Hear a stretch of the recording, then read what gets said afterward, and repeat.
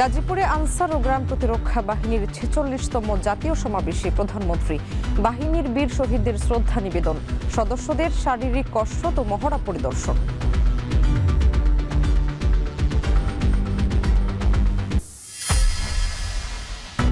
রাজধানীর 10টি পয়েন্টে ট্রাফিক আইন ভাঙলে এআই ক্যামেরায় মামলা, এড়ানোর সুযোগ নেই প্রভাবশালীদেরও। নাম্বার প্লেটের গাড়ি শৃঙ্খলায় ফিরলেও বেপরোয়া ব্যাটারি রিকশা। মেশিন তো সে হচ্ছে পুরা ইম্পার্শিয়াল। সে মামা কেউ চেনে না, খালা কেউ চেনে না, মন্ত্রী মিনিস্টার কাউকে চেনে না, সে চিনে অপরাধটা। ভোরে খুলনা মেডিকেলে আগুনে পড়ল ওটির পাশের স্টোর রুম। আতঙ্কিত হয়ে ছোটাছুটিতে বেশ কয়েকজন আহত। বৈদ্যুতিক শর্ট সার্কিট থেকে সূত্রপাতের ধারণা। রোগীটা নামাইছি, নামানি পরে আমি দেখি কি সামনের গেট থেকে শুধু আগুন আর আগুন, মানে ধোঁয়া ধোঁয়া উঠতেছে। আগুন আসার পরে দরজা বন্ধ করে দিয়ে এই দিক দিয়ে দরজা ভেঙে আমরা এই রুগী বের করেছি সব। ইমার্জেন্সি ওটির পাশে আমাদের যে পোস্ট অপারেটিভ ওয়ার্ড আছে, সেই পোস্ট অপারেটিভ ওয়ার্ড এবং পাশে একটা রুম আছে, সেই দুটো রুমই ক্ষতিগ্রস্ত হয়েছে। পাশাপাশি স্পিড হয়ে আরও অন্যান্য জায়গাতেও গেছে।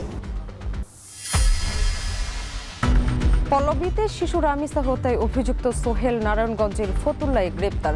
ময়নাতদন্ত প্রতিবেদন পেলেই জানা যাবে বিস্তারিত, বলছে পুলিশ। সাফারের খামারগুলোতে কোরবানির পশুর আগাম বুকিংয়ের হিড়িক। বাগেরহাটে দেশীয়ভাবে প্রস্তুত করা গরুর বাড়তি চাহিদা। পুরা ভুসি, যাও, ভুট্টার গুঁড়া, এগুলো একেবারে দেশিভাবে খাওয়ানো হয়। বেশি বেশি করে খাবার দিচ্ছি আমরা, 2-3 বার করে দেশি গরু, আর ভালো দাম পাবো। পশুর চামড়া সংগ্রহের ব্যাপক প্রস্তুতি নাটোরে। গরুর লাম্পি স্কিন নিয়ে শঙ্কা ব্যবসায়ীদের।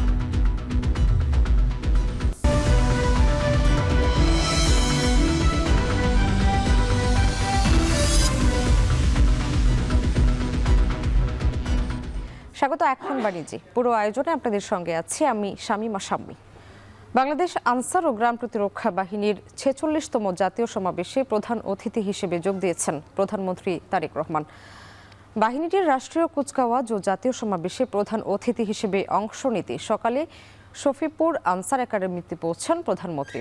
সেখানে তিনি মহান মুক্তিযুদ্ধে আত্মোৎসর্গকারী এই বাহিনীর ৬৭০ জন শহীদের প্রতি বিনম্র শ্রদ্ধা জানান এবং সদস্যদের শারীরিক কসরত অবলোকন করেন।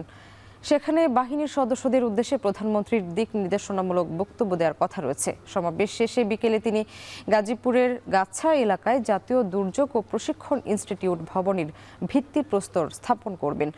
সংশ্লিষ্ট সূত্র গণমাধ্যমকে জানায়, আধুনিক সুযোগ সুবিধা সংবলিত এ ধরনের বিশেষায়িত প্রশিক্ষণ প্রতিষ্ঠান দেশে এই প্রথম, যা দুর্যোগ ব্যবস্থাপনা ও প্রশিক্ষণ কার্যক্রমে নতুন দিগন্ত খুলে দেবে বলে আশা করা হচ্ছে।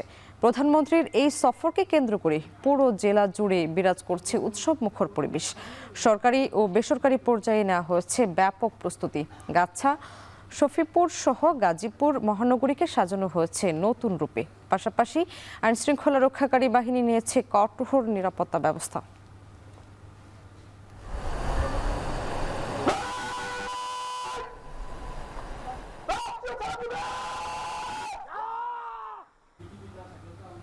আপনি সতর্ক তো? রাজধানীর 10টি পয়েন্টে ট্রাফিক আইন ভাঙলেই মামলার বার্তা চলে যাবে আপনার ফোনে। রাজনৈতিক ব্যক্তি, আমলা অথবা প্রভাবশালী ব্যক্তির পরিচয় কিছুই তোয়াক্কা করবে না এআই ক্যামেরা। মামলার ভয়ে গাড়ি ও বাইক চালকরা শৃঙ্খলায় ফিরলেও বেপরোয়া ব্যাটারি রিকশা। কর্তৃপক্ষ বলছে ধীরে ধীরে রাজধানীর সব সিগন্যাল পয়েন্টে বসানো হবে এই ক্যামেরা। আকাশ বর্মনের ছবিতে আরও জানাচ্ছেন আরিফ হোসেন।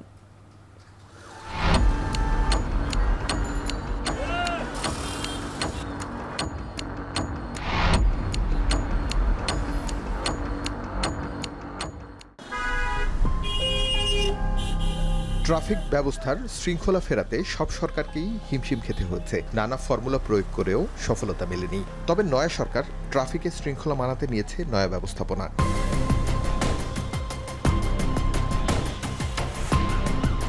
ঢাকার রাস্তার ট্রাফিক আইন মানাতে প্রযুক্তির উপর জোর দিচ্ছে কর্তৃপক্ষ।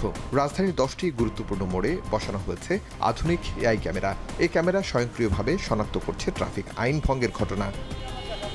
একসময় হাতের ইশারায় চলতো কারওয়ান বাজারের এই ট্রাফিক সিগন্যাল। এখন এখানে বসানো হয়েছে এআই যুক্ত সিসিটিভি ক্যামেরা।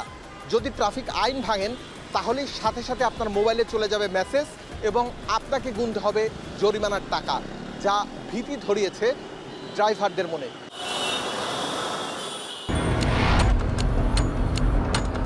সিগন্যাল ভাঙা, জেব্রা ক্রসিং অমান্য ও উল্টো পথে গাড়ি চালানো সহ 6টি আইন ভাঙলে সাথে সাথে মামলার কাগজ মুঠোফোনে চলে যাবে গাড়ির মালিকের কাছে। কতটুকু সচেতন হলো মানুষ? আইন সবার জন্য ভালো, আইন প্রয়োগ করলে এটা ভালো, আইন মানা উচিত সবার জন্য।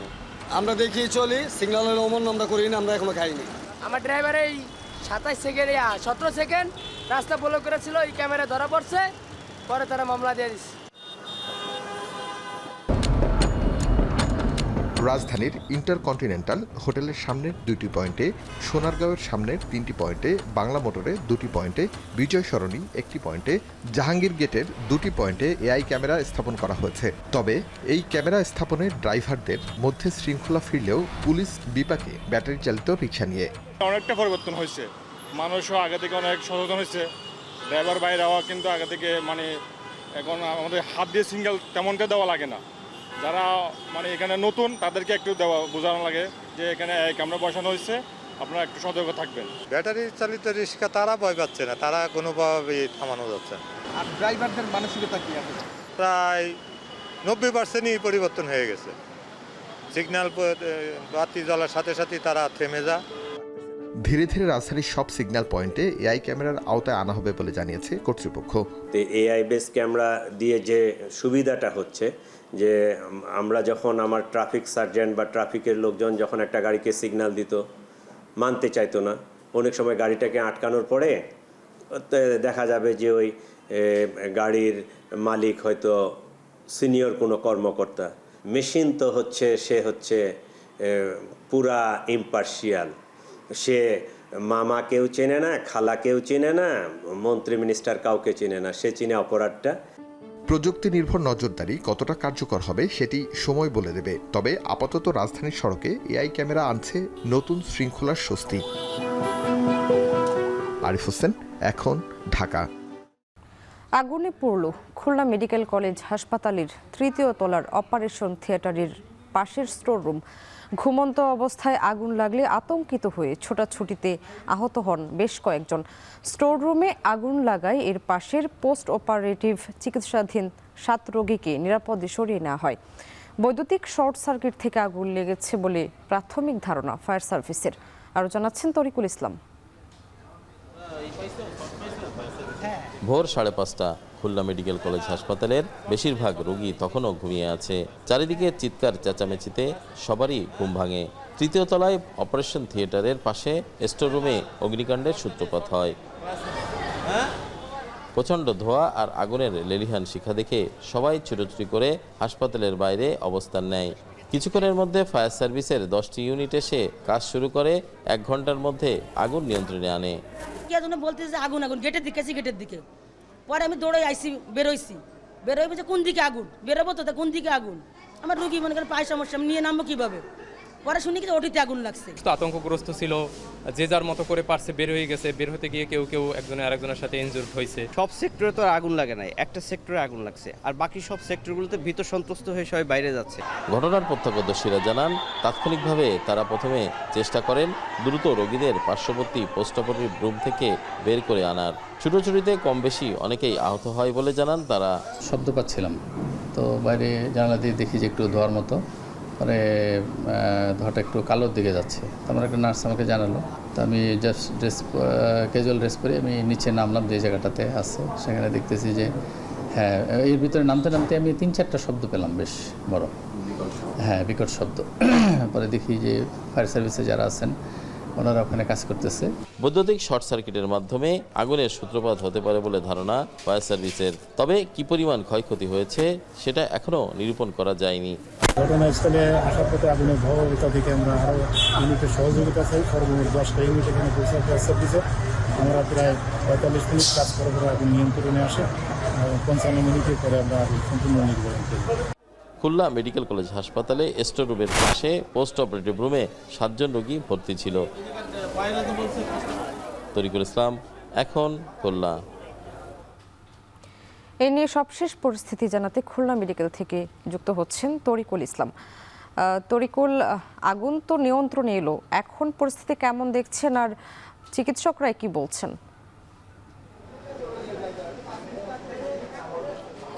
আসলে পরিস্থিতি আতঙ্ক বিরাজ করছে এখনো পর্যন্ত হাসপাতালে। খুলনা মেডিকেল কলেজে এই ধরনের ঘটনা এর আগে কখনো ঘটেনি। স্টোর রুমের থেকে আগুনের সূত্রপাত এবং সেটি শর্ট সার্কিট থেকে এই আগুনের সূত্রপাত হয়েছে বলে হাসপাতাল কর্তৃপক্ষ আমাদেরকে জানিয়েছেন। আমাদের এখানকার যিনি পরিচালক রয়েছেন তিনি যেটি বলছেন যে এখানে যে পোস্ট অপারেটিভ রুমটা ক্ষতিগ্রস্ত হয়েছে, আইসিইউ ক্ষতিগ্রস্ত হয়েছে, এই ক্ষতিগ্রস্ত আইসিইউ এবং পোস্ট অপারেটিভ যে রুম রয়েছে এটি আসলে সহসাই সংস্কার বা নতুন করে আবার তৈরি করে এখনও সমস্যা এটা সম্ভব নয়।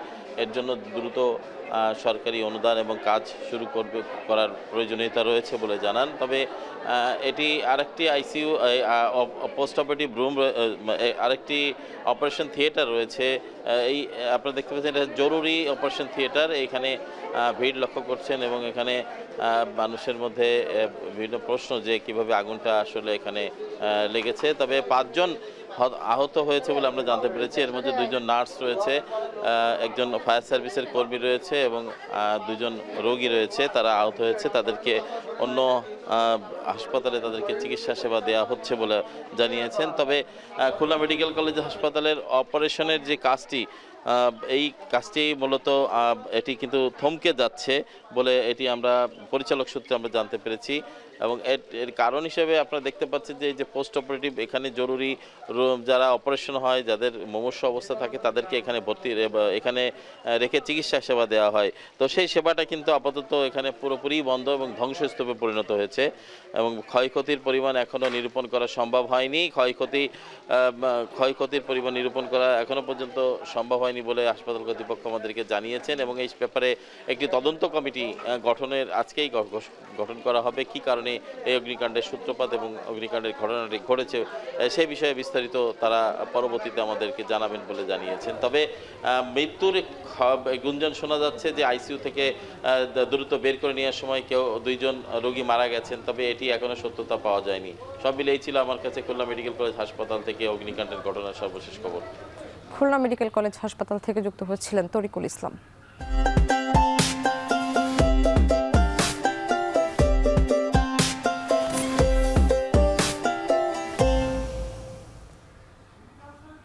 ঈদুল আজহা ঘিরে সাভারে 1000-এর বেশি খামারি প্রস্তুত করা হচ্ছে কোরবানির পশু।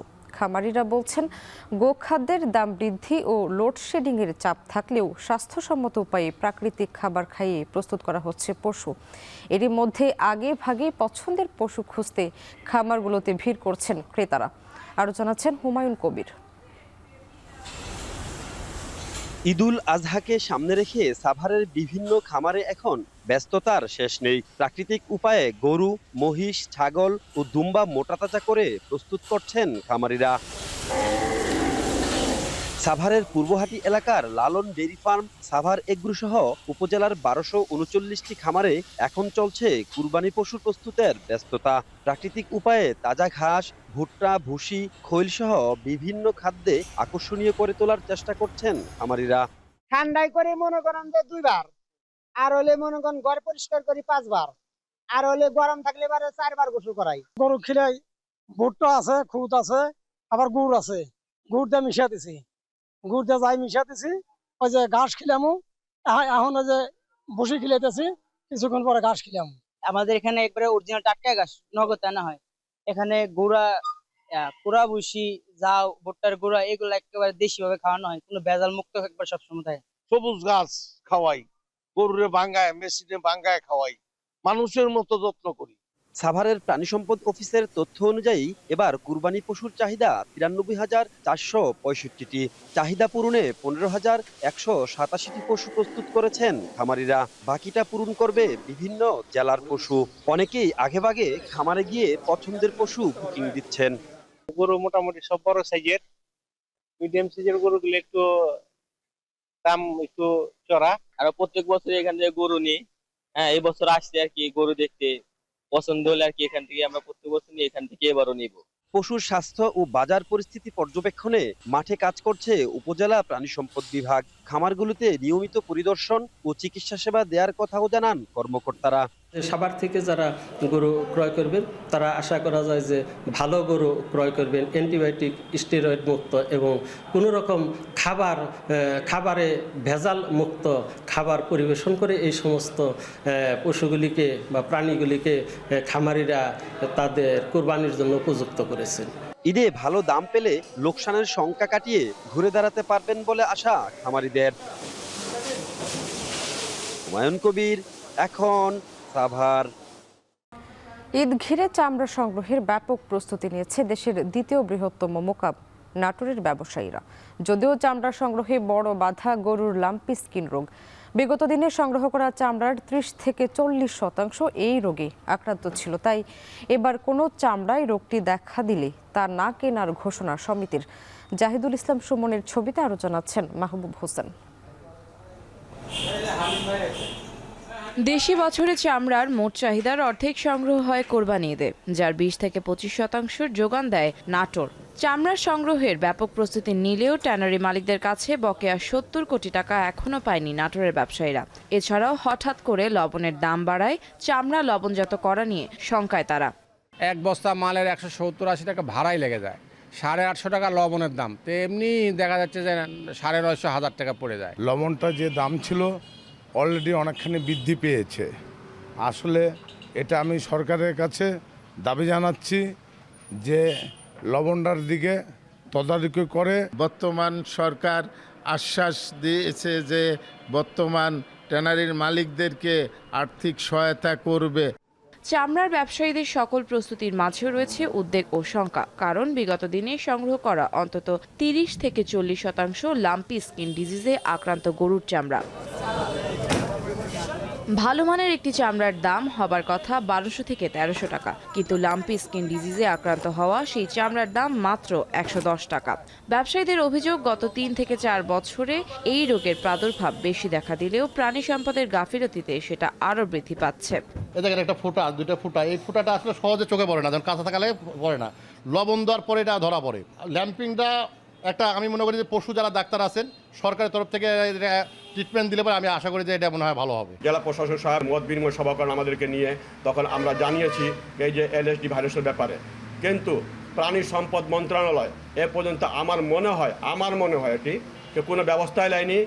চামড়া ব্যবসায়ীদের তথ্য বলছে, গত ঈদুল আজহার 2 মাসে গরু মহিষের 2,37,772 পিস এবং ছাগল সহ অন্যান্য পশুর 3,17,947 পিস চামড়া সংগ্রহ করা হয়েছে।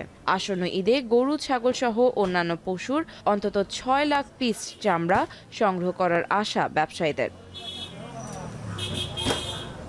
তবে চামড়ার দাম সরকার বেঁধে দিলেও লাম্পি স্কিন ডিজিজে চামড়া না কেনার হুঁশিয়ারি নাটোরের ব্যবসায়ীদের। এতে চামড়া শিল্পে বড় ধরনের প্রভাব পড়ার শঙ্কা ব্যবসায়ীদের। একটা চামড়া যদি 25 ফুট থাকে, সেক্ষেত্রে দেখা যায় 6 থেকে 700 টাকা প্রতি পিসে একটা ওয়েট ব্লু চার্জ আছে, কেমিক্যাল চার্জ। এই 600-700 টাকাও ওই চামড়াটা বিক্রি হয় না। আসন্ন ঈদুল আজহা উপলক্ষে অনেক ট্যানারি মালিকরা চিন্তা ভাবনা করতেছে চামড়া যত কম কেনার জন্য চেষ্টা করার জন্য।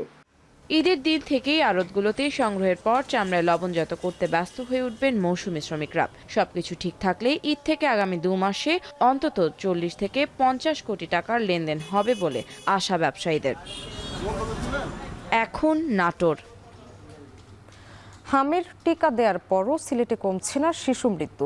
বিভাগে সকাল 8টা পর্যন্ত 24 ঘন্টায় মারা গেছে আরও এক শিশু। এনে হামের প্রাদুর্ভাব শুরুর পর থেকে এ পর্যন্ত মোট 41 জন মারা গেছে। এদিকে রাজধানীতেও বাড়ছে হামের ভয়াবহতা। এসব নিয়ে বিস্তারিত জানাতে সিলেটের শহীদ শামসুদ্দিন হাসপাতাল থেকে যুক্ত হচ্ছেন গোলজার আহমেদ এবং রাজধানী ডিএনসিসি হাসপাতাল থেকে যুক্ত হচ্ছেন রাব্বিয়াল রাহিদ। শুরুতেই যাচ্ছি গোলজারের কাছে। গোলজার, আজকে পরিস্থিতি কেমন দেখছেন আর চিকিৎসকরা, রোগীর স্বজনরা কি বলছেন?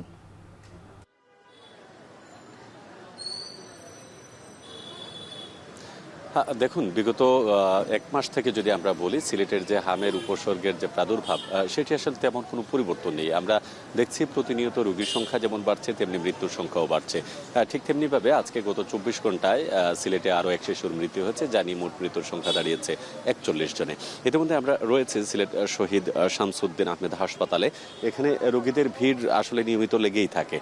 বিশেষ করে উপজেলা সদর থেকে যারা আসেন বা বিভিন্ন প্রত্যন্ত অঞ্চল থেকে যে সকল হামের রোগী আছেন, তাদের শেষ ভরসাস্থল হচ্ছে এই হাসপাতালটি, যার কারণে প্রতিনিয়তই আসলে নতুন রোগী ভর্তির সংখ্যা আসলে বেড়েই চলছে।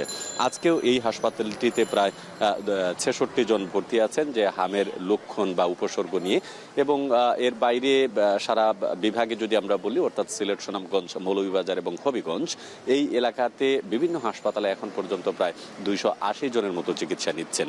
তো এই ক্ষেত্রে যারা চিকিৎসক আছেন তারা শুরুতেই বলছিলেন যে টিকার উপর তারা গুরুত্ব দিয়েছিলেন, যদিও টিকার যে ক্যাম্পেইন সেটা সিলেটে শুরু হয়েছে প্রায় মাস দেড়েক আগে বা তারও সময় বেশি আগে, প্রায় 2 মাসের কাছাকাছি হবে।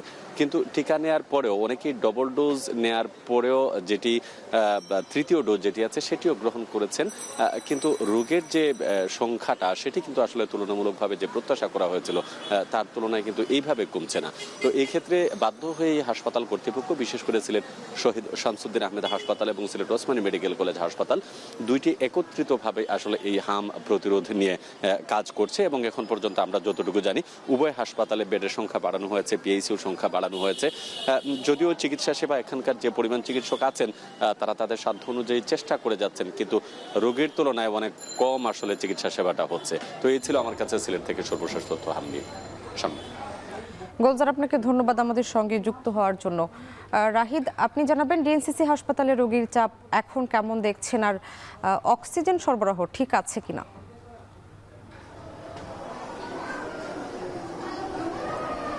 স্বামী, দেখছেন যে এই মুহূর্তে আমি রয়েছি রাজধানীর ডিএনসিসি হাসপাতাল মহাখালীতে, এবং এই হাসপাতালে আজকে মোট রোগী ভর্তি হয়েছে 254 জন। তার মধ্যে পুরুষ যে রোগী রয়েছে সেটি 114 জন ভর্তি রয়েছে, এবং এই রোগীগুলোর অধিকাংশই রয়েছে শিশু, এবং এই শিশুদের মধ্যে অধিকাংশের বয়স মোটামুটি 12 মাস 11 মাস এমন, এবং 1 বছর থেকে 1.5 বছর 2 বছরের মধ্যেই এই শিশুদের বয়স। এবং আমি যদি আপনাকে বলি যে এখানে অক্সিজেনের সংকট খুব একটা নেই, তবে রোগীর সংখ্যা যদি আপনি বলেন তাহলে রোগীর সংখ্যার মধ্যেও তারতম্য খুব একটা নেই।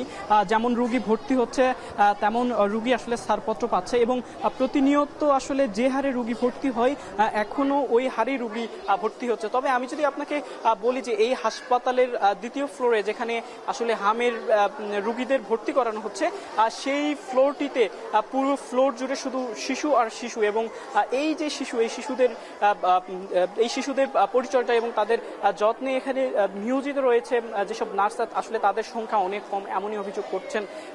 এখানে শিশুদের যারা গার্জিয়ান রয়েছে, বাবা এবং মা যারা রয়েছেন, তারা আসলে অভিযোগ করছেন যে আসলে যথেষ্ট পরিমাণে নার্স নেই, এবং তাদের যে একটি স্বাভাবিক যে নিয়মিত যে তাদের চেক আপ, সেই চেক আপটু আসলে সঠিকভাবে করা হচ্ছে না। এবং আমি যদি আপনাকে বলি যে বেশ কিছু শিশুর মার সঙ্গে কথা বলেছি, এবং তারা যেটি বলেছেন যে আসলে তারা বাচ্চাদেরকে নিয়মিত হারে অক্সিজেন দেওয়ার চেষ্টা করছেন, এবং এই বিষয়টি থেকে মুক্তি পাওয়ার চেষ্টা করছেন, কিন্তু আসলে খুব দ্রুত আসলে এটা থেকে মুক্তি পাওয়া যাচ্ছে না। এবং কিছু কিছু বাচ্চার ক্ষেত্রে দেখেছি তারা দীর্ঘ সময় ধরে এখানে আছেন, কিন্তু অবস্থার উন্নতি হচ্ছে না। স্বামী, আসলে যদি বলি যে হামের প্রকোপটা আসলে অনেকটাই নীরবে ধীরে ধীরে বেড়ে যাচ্ছে। এটি আসলে বিষয়টা এমন যে এর আগে মৃত্যুর সংখ্যা অনেকটা কম ছিল, কিন্তু গত কয়েকদিনে আসলে মৃত্যুর সংখ্যাটাও বেড়েছে। যেমন গত 24 ঘন্টায় মৃত্যুর সংখ্যা মোটামুটি বেড়ে মোটামুটি 9 জনে দাঁড়িয়েছে, এবং এর মধ্যে নিশ্চিত হামে মৃত্যু হয়েছে 2 জনে, এবং সন্দেহভাজন হামে মৃত্যু হয়েছে 7 জনের। এবং গত 15 মার্চ থেকে এখন পর্যন্ত আপনি জানেন যে আসলে হামের সন্দেহভাজন এবং নিশ্চিত হামে মৃত্যু হয়েছে 475 জনের। স্বামী, এই ছিল রাজধানীর ডিএনসিসি হাসপাতাল থেকে হাম নিয়ে সর্বশেষ পরিস্থিতি। হাম পরিস্থিতির খবর জানাচ্ছিলেন সহকর্মীরা। এখন বাণিজ্যে নিচ্ছে একটা বিরতি, ফিরছি একটু পর।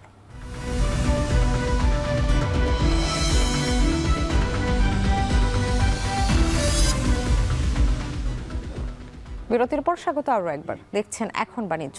রাজধানীর পল্লবীতে 2য় শ্রেণীর শিক্ষার্থী শিশু রামিসাকে হত্যার ঘটনায় মূল অভিযুক্ত সোহেল রানাকে গ্রেপ্তার করেছে পুলিশ। মঙ্গলবার সন্ধ্যায় নারায়ণগঞ্জের ফতুল্লা থেকে তাকে গ্রেপ্তার করা হয়। হত্যার সহযোগী হিসেবে সোহেল রানার স্ত্রীকেও আটক দেখানো হয়েছে। প্রাথমিকভাবে পুলিশের ধারণা, ধর্ষণের পর শিশুটিকে হত্যা করা হয়ে থাকতে পারে। বিস্তারিত প্রতিবেদনে।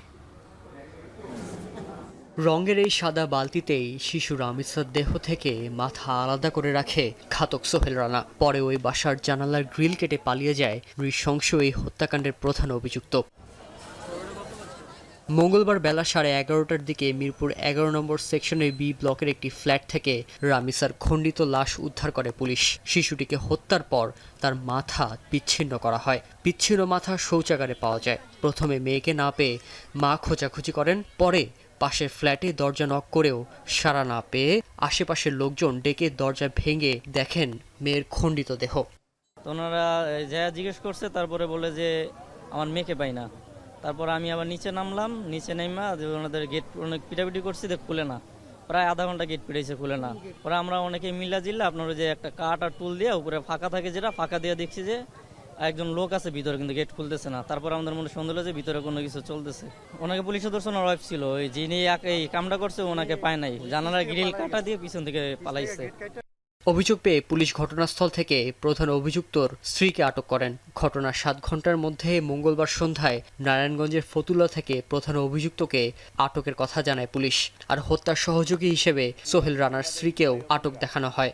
ডেড বডিটাকে সম্ভবত সে মানে লুকানোর জন্য মাথা কাটে ফেলে, হাত কাটে ফেলে টুকরা করার চেষ্টা করে, কিন্তু বাই দিস টাইম তার মা টের পায় যাওয়াতে দরজায় যখন ধাক্কা দেওয়া শুরু করছে, তখন ওই মূল আসামি গ্রিল কাটে সেখান থেকে পলায়ন করে। প্রাথমিক পর্যায়ে পুলিশ ধারণা করছে ধর্ষণের পর হত্যা করা হতে পারে শিশুটিকে। এরই মধ্যে ময়না তদন্তের জন্য মরদেহটিকে মর্গে পাঠানো হয়েছে। তদন্ত রিপোর্ট পাওয়ার পরপরই হত্যার আসল উদ্দেশ্য জানা যাবে।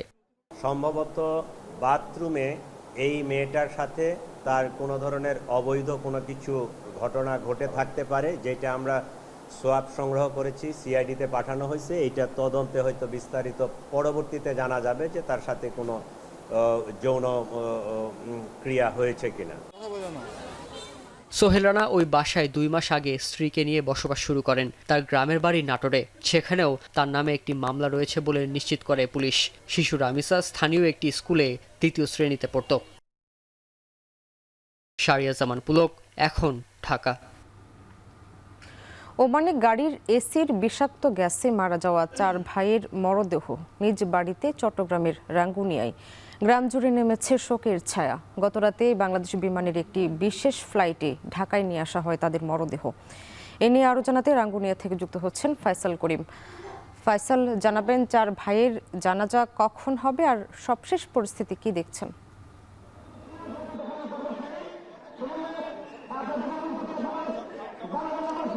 ইতিমধ্যেই জানাজার যে মাঠ, সেই মাঠে তাদের মরদেহ নিয়ে আসা হয়েছে। আসলে এটি এমন একটি শোকের ঘটনা, এমন একটি মৃত্যুর ঘটনা যেটি রাঙ্গুনিয়াবাসী আগে কখনো দেখেনি, এমনকি চট্টগ্রামবাসীও দেখেনি।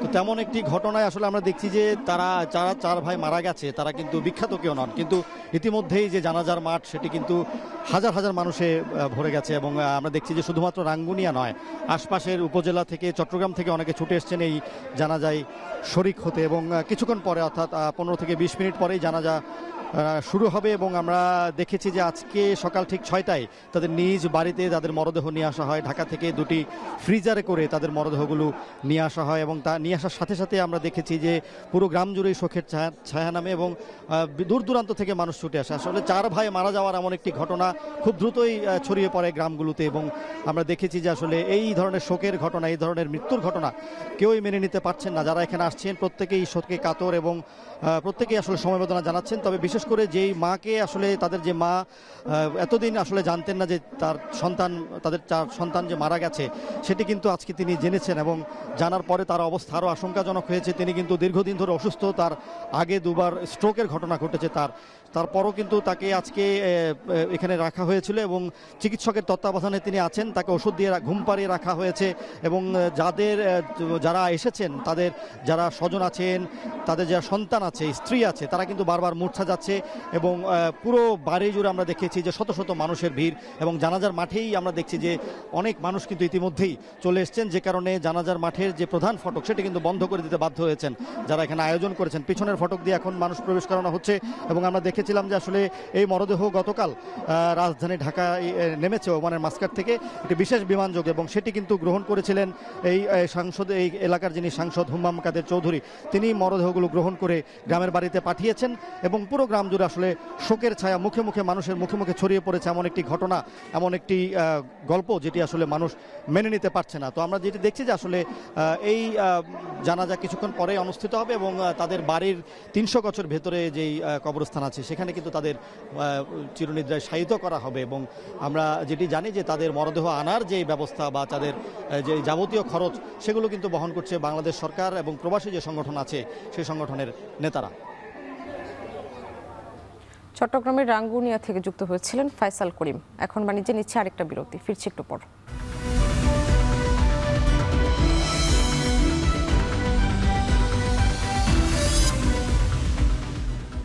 বিরতির পর স্বাগত আরও একবার, দেখছেন এখন বাণিজ্য। বেইজিংয়ের গ্রেট হল অফ দ্য পিপলে পুতিন ও শি জিনপিং এর মধ্যে সংক্ষিপ্ত বৈঠক শেষ হয়েছে। নির্ধারিত সময়ের আগে শুরু হওয়া বৈঠকে শি জিনপিং জানান, পারস্পরিক রাজনৈতিক আস্থা ও কৌশলগত সহযোগিতার সম্পর্ক গভীর হওয়ায় মস্কো বেইজিং সম্পর্ক অনন্য উচ্চতায় পৌঁছেছে। তবে শির অভিযোগ, বর্তমানে বিশ্বে একতরফা আধিপত্য ব্যাপকভাবে চলছে। এছাড়াও বিশ্ব পরিস্থিতি জটিল ও অনিশ্চয়তার মধ্য দিয়ে যাচ্ছে বলে জানান চীনের প্রেসিডেন্ট। এ সময় মস্কো বেইজিংয়ের উন্নয়ন এগিয়ে নিতে পারস্পরিক সহযোগিতার সম্পর্ক বাড়ানোর উপর গুরুত্ব আরোপ করেন শি। অন্যদিকে মস্কো ও বেইজিংয়ের বাণিজ্য সম্পর্ককে গতিশীল উল্লেখ করে পুতিন জানান, মধ্যপ্রাচ্য অস্থিরতার মাঝেও চীনে নির্ভরযোগ্য জ্বালানি সরবরাহ অব্যাহত রেখেছে রাশিয়া। শি জিনপিংকে আগামী বছর রাশিয়া সফরের আমন্ত্রণও জানান পুতিন। এর আগে গ্রেট হলে পৌঁছালে পুতিনকে স্বাগত জানান শি জিনপিং, দেওয়া হয় অভ্যর্থনা। এদিকে আজ রাশিয়া ও চীনের প্রতিনিধি দলের উপস্থিতিতে আরেকটি বৈঠকে বসবেন শি পুতিন। এছাড়াও দুই দেশের পররাষ্ট্রমন্ত্রী পর্যায়ের বৈঠক হওয়ার কথা রয়েছে।